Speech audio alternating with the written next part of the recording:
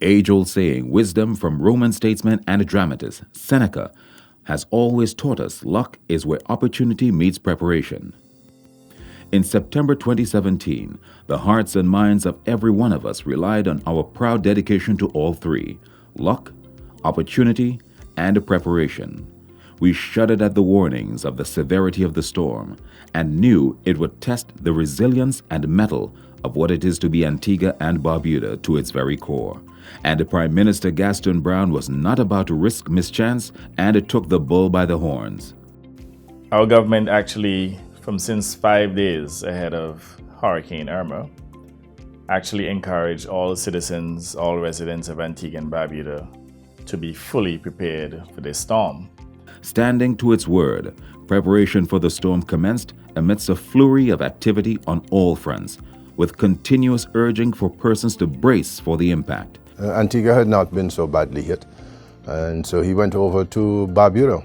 And this time he told them, it is very evident that you can't stay here. So those of you who wish to leave, we'll make the arrangements to get you over.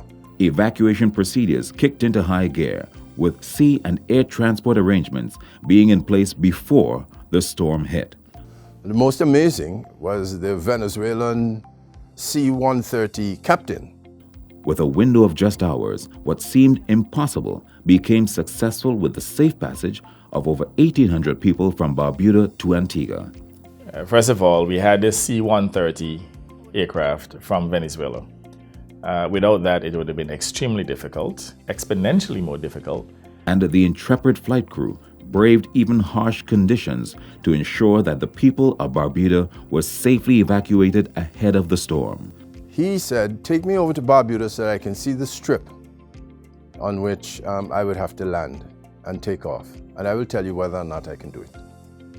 And he went over and he examined the strip. He said, I can do this. He brought the C-130 over to Barbuda, landed it on the grass strip, picked up 120 people and flew them to Antigua and did it 5 times. The tragic loss of a young girl by a storm that ravaged Barbuda for almost a day and a half stands as a tragic casualty at a time when it is clear the aftermath could have been much worse. Still, no effort was spared in ensuring that everyone knew that the impact would be severe and preparation was the top priority.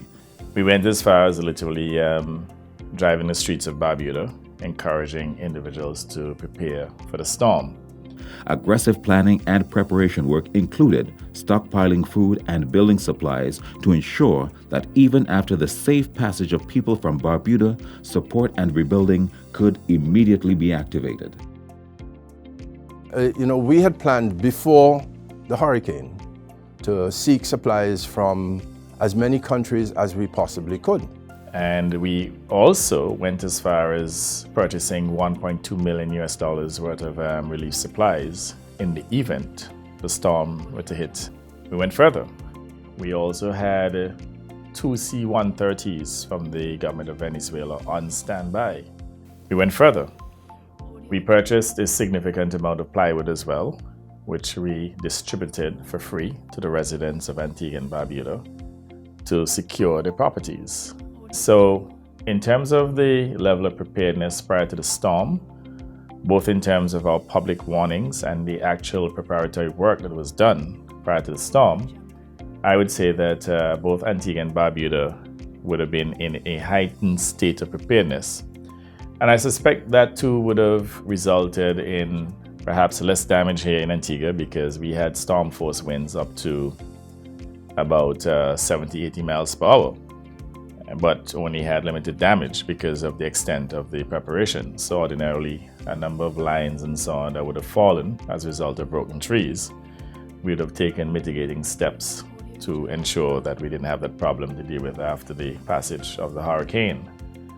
And in the case of Barbuda, as I said before, they took similar steps as well, so that I would say that we were certainly in a very good state of preparedness. So, as the worst storm to ever hit this region passed through, to sadly claim one life of a young girl and a devastated Barbuda, things could have been so much worse if it were not for the careful planning and preparation ahead of time.